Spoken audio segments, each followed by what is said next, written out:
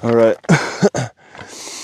I need more time to evaluate my my situation with my racing heart. But it's been about, what, 4 days now, and I haven't woken up to a racing heart. A racing heart while sleeping at night just randomly happens. Mostly when I'm sleeping on my side, I think my right side. And then the last one happened while I was actually awake. I just kind of woke up without a racing heart. And then as I was laying on my side, the racing began. So I don't have to actually fall asleep for it to happen.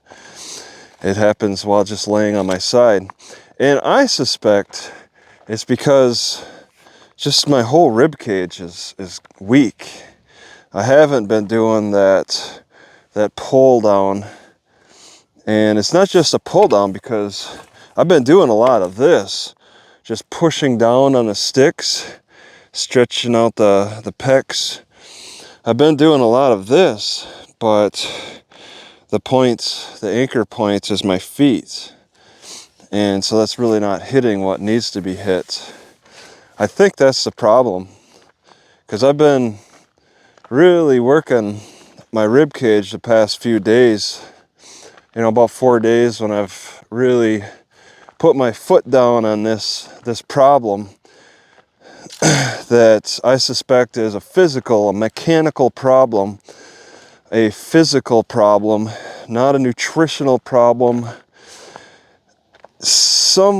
Maybe sometimes nutritional, maybe sometimes environmental, but it's been happening a lot recently with this racing heart, breathing heavy, racing heart.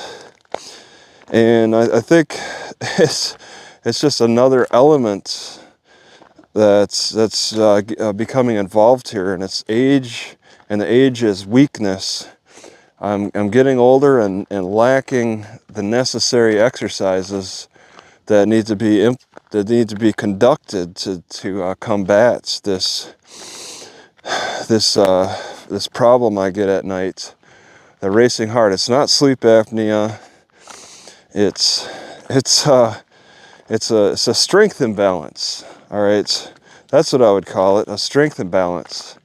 And I think my suspicions are that it's because the weak ribs, and then also I've been trying to work my shoulders a lot by separating the stick, and I walk around a lot trying to separate the stick, and that's not working the rib cage. But I've noticed a weird problem where it kind of is difficult to breathe a little bit.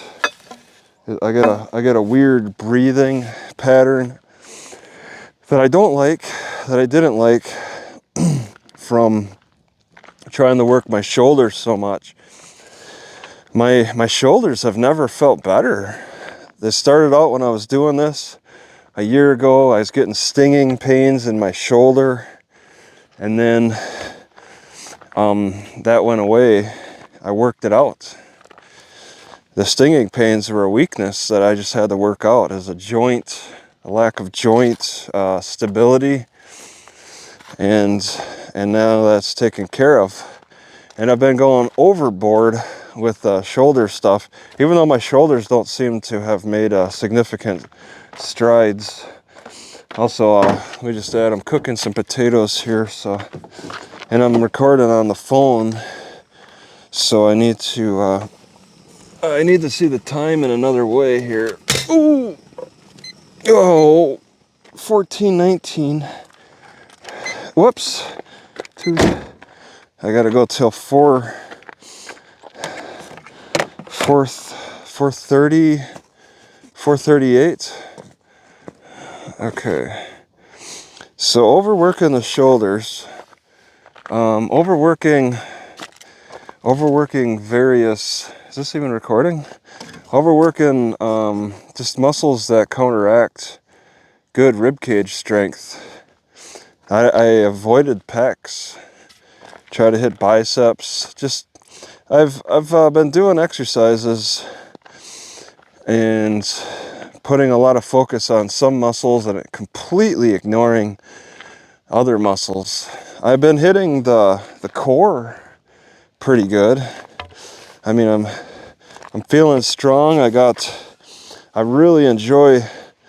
I've been really getting into running in place every so often. It's been a few days, but running in place, trying to twist, and that works the core really good. I don't get back problems because of this. Working the twists really help prevent back problems. And I used to just walk. Once I got the ropes, then I started running more and noticing it is more intense. So I started getting into that. The ropes got me doing this more.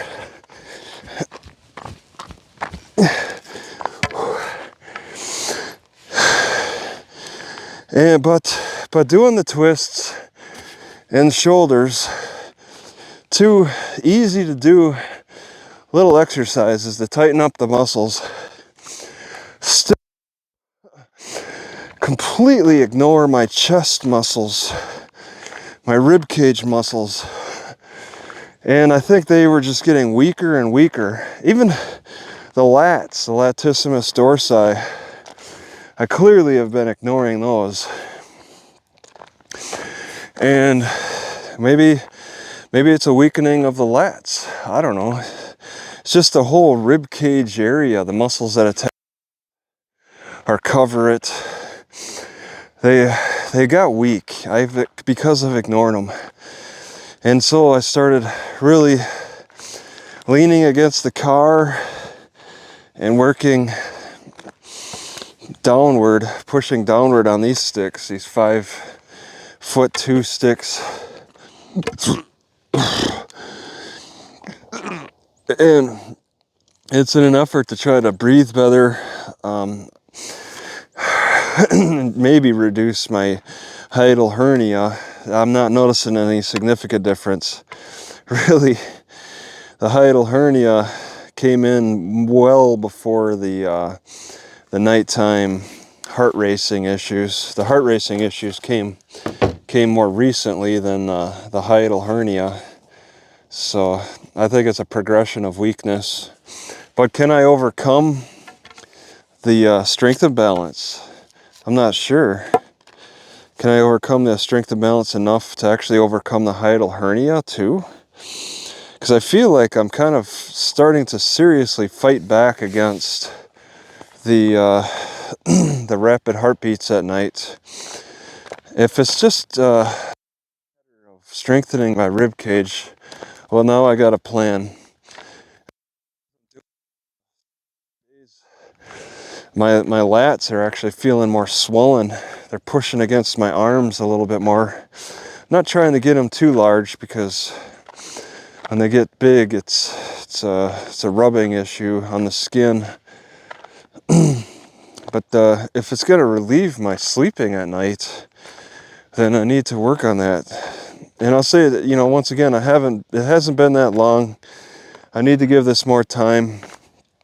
But so far, it seems like strengthening my ribs, but not like this. Pushing my back against a tree in the forest around here. I was doing it against some trees. I don't always need the car. The car is just one of the most easy accessible things to use. I got a number of minutes on this. The potatoes still. Let's see.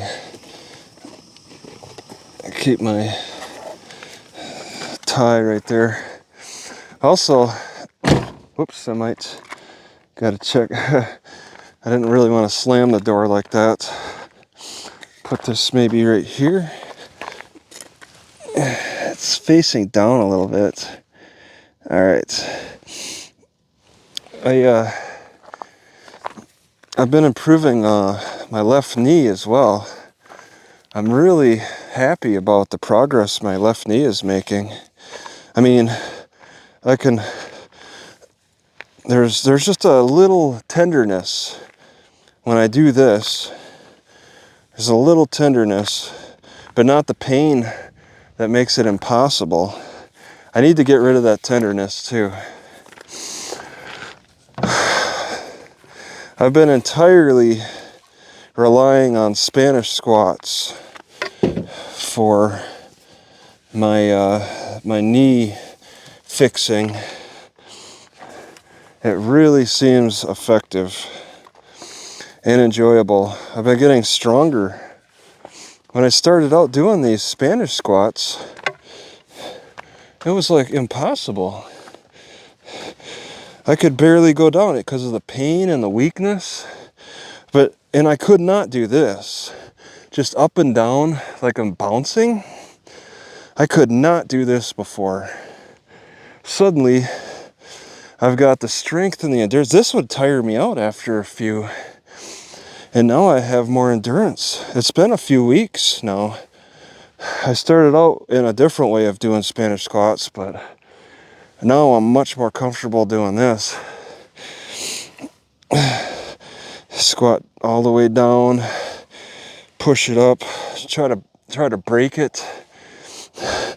But this is really, now I'm starting to feel the burn. Leaning against this stick and squatting is really fixing my knee.